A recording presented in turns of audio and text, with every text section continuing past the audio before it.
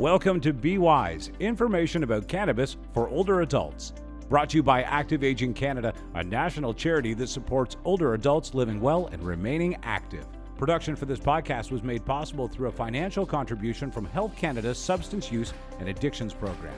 Now, let's go to the Active Aging Canada studios and join National Executive Director Patty Clark and Ward Maxwell, Director of Marketing and Communications.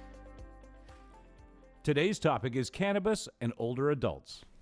Well, we've got some really great information for people, and I'm sure it's interesting for everyone, not just older adults. But our focus is older adults, and so we're going to talk a little bit first about the information that we know from the Canada census of cannabis usage.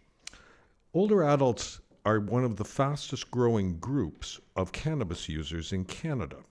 In 2012, 1% of Canadians, older Canadians, reported that they used cannabis.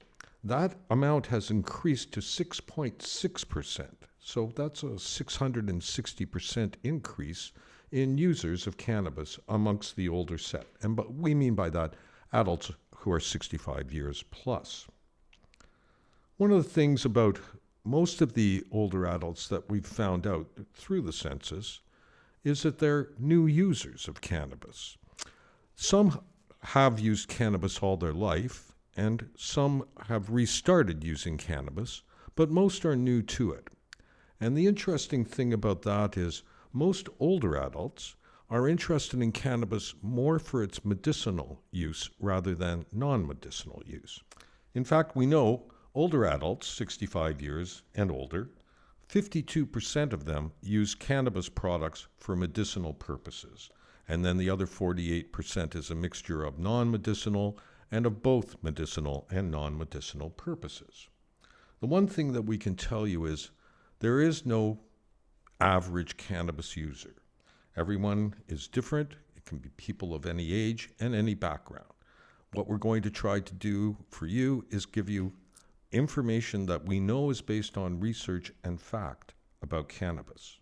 You're right, Ward. And when we were doing the work to prepare this cannabis document, we also went and talked to a lot of older adults in Canada. We did 2 online surveys. We did 6 focus groups from coast to coast to coast, because we really wanted to know what older adults first knew about cannabis, what they wanted to know about cannabis, and how they wanted to get that information. So the information that we received from over 600 people across Canada was what they, right now, a lot of older adults, as you said, are using it for medicinal purposes. And they told us that they're using it for pain, for anxiety and depression, for sleep problems. What they said, to achieve a better quality of life overall. But they also said they were using as an alternative to prescription drugs.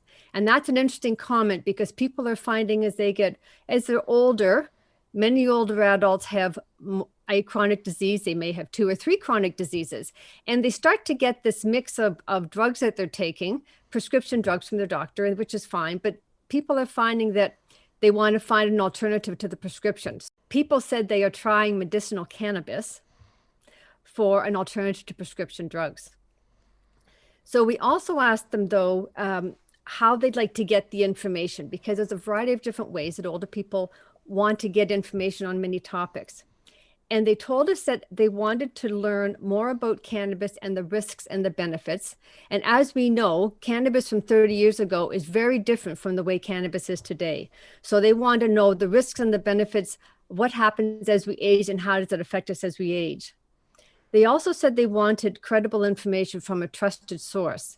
And as you were saying, we've done a lot of work in this area. We have gone and done a scientific literature review around the world to see what's out there. So the information in our Be Wise booklet, we know, is the most current evidence of the day. They also said that they wanted information about medicinal and therapeutic benefits and use. So we've made sure we've put a lot of pages in our booklet about that topic. They did say that they wanted that the health professional was their main source for trusted information.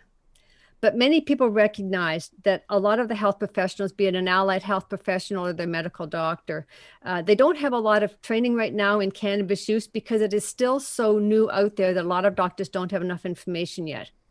And there still is they felt there was a stigma attached to talking about cannabis with their doctor. So one of the things we've done from that perspective is in the back of our book that we've put in questions that you can ask yourself and questions that you can ask your doctor, so that when you go to the doctor, you've got the specific questions for them to be able to answer to help you. What we really wanted to stress is the importance that older adults do speak with an allied health professional. Because as you'll see as we go through the podcast, it's kind of a trial and error with determining what cannabis product will work for you. And particularly with older adults taking potentially on different medications, there could be interaction issues. So it's not one of these things that we really are encouraging people to do on their own. But we've got lots of information from the census, from our surveys, from the focus groups that has helped us guide us to create this booklet. That's right, Patty. It's a work of a labor of both love and of research, trying to get this information as factual as we can for people. And we think it's very important for older adults to know about that, because one of the things that came out in our survey was, aside from around 10% of people who currently use cannabis, another 40% are interested and are actively looking for information about it. So we hope you stick with us. We're going to give you some great information about cannabis, and we're going to go over a range of topics. And we hope you subscribe to our podcast and listen regularly. Thanks for listening. Please join us for our next podcast on facts about cannabis. Thanks, Patty. Thanks, Ford. See you soon. Well, that's all the time we have for today. For more information, go to activeagingcanada.ca, where you can order a copy of our Be Wise booklet. It's available in 17 languages and is free. The views expressed in this podcast do not necessarily represent the views of Health Canada's Substance Use and Addictions Program. Join us for our next podcast, and until then, remember to be active, be healthy, and be wise.